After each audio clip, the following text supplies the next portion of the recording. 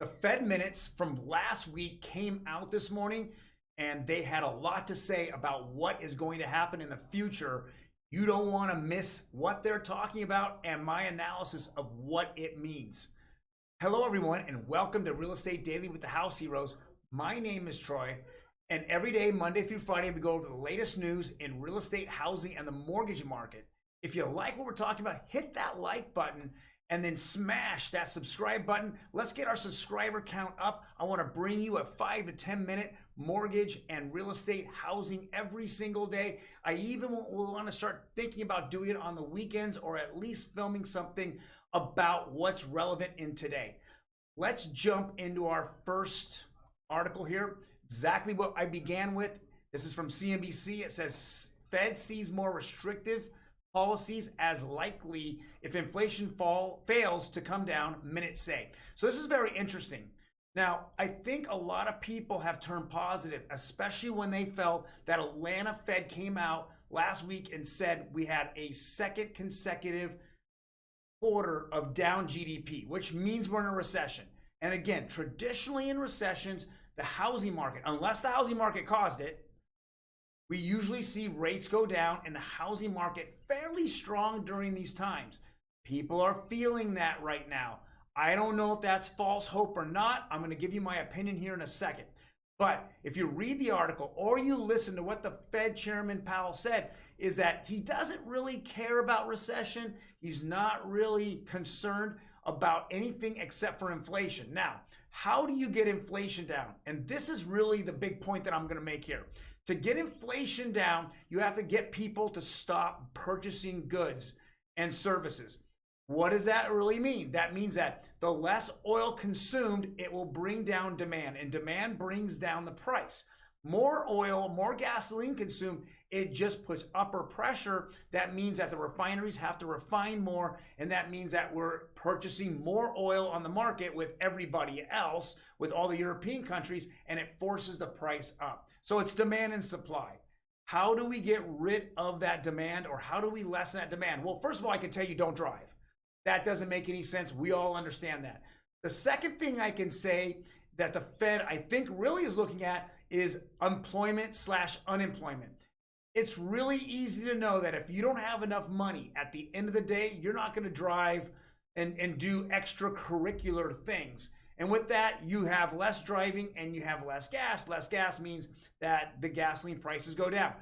But more importantly, it also can mean that the less people employed, if unemployment goes up, that means more people stay at home. They're not driving to work, and the demand for oil goes down and inflation goes down.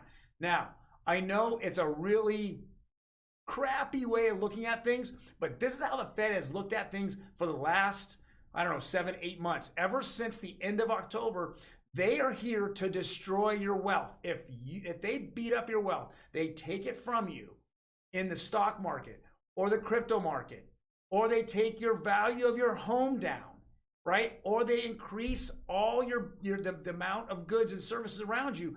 That means you'll have less money to do extracurricular things. And if I can take away your job, then you won't even drive to work and you'll actually buy less things. I know it's not what anybody wants to talk about. I will talk about it here. And I want everyone to know that regardless of whether we're in a recession, they said straight out, it doesn't matter. If there is demand, demand causes inflation. And if there's inflation, we're going to continue to raise rates.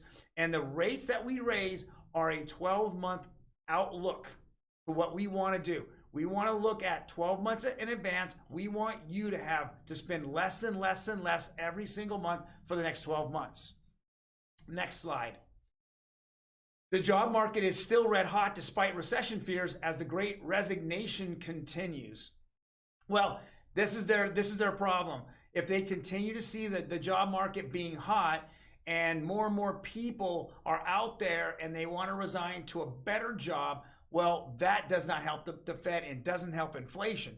Now, I do understand that if you have jobs that are non-performing in an office, Well, that makes living a lot easier if I can go out away from, the suburbs, and I can get homes that are cheaper in a much more rural environment. With that being said, it doesn't matter. Those jobs are still there, and they're readily available right now. And so until this is tamed, we're not going to see employment go up. Now, I do believe that there's been less consumption in the second quarter, than there was in the first quarter. And I do feel that with less consumption, you're going to see less jobs available. So I think the higher end job sector, especially in tech, you're going to see those kind of erode away, because those are more risk on assets that aren't really needed. But jobs such as, fast food area, the grocery stores, those are always in demand. Even warehouse jobs, those are in demand. They're not considered high-end jobs. They're more considered medium to maybe lower end or entry-level jobs. That's what we're seeing red hot right now. The tech sector is not hiring. Let me be the first to tell you.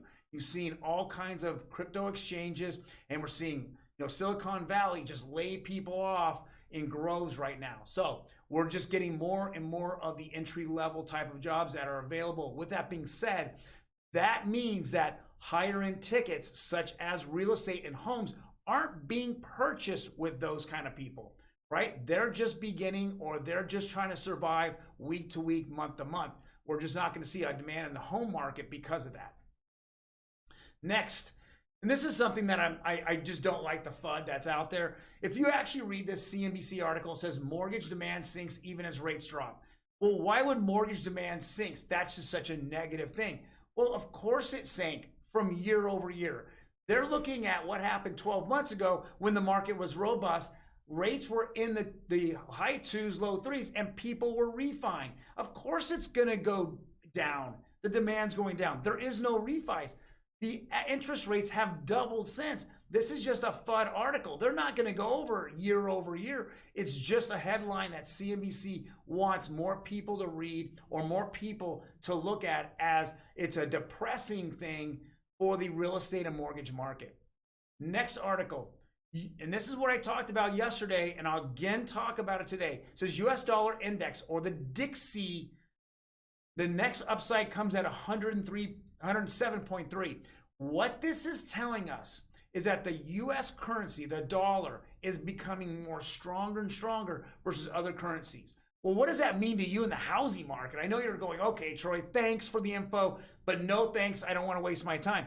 It means so much. That means when the dollar's stronger, is that money all over the world is being put into dollars, which then goes into treasuries and bonds. Treasuries and bonds then turn around and they put downward pressure on the mortgage rates, the mortgage market, which is fantastic. And that's where I say that this right now is the leading factor on why mortgage rates have really gone down quite a lot over the past week or so. So let's jump right into that. Now, this is not financial advice, but this is what is happening across the United States. These are averages that we show daily. And then below, of course, you see the graph, the chart, the graph that we have. Now, I know you can't really see it because my big fat head's in the way, but you'll see as it's now downtrending in the last 2-3 weeks. Now let's go back up. Perfect. So 30-year conforming, it ticked down again 4 basis points, but look at the 15-year conforming, which is conventional, and the 30-year jumbo.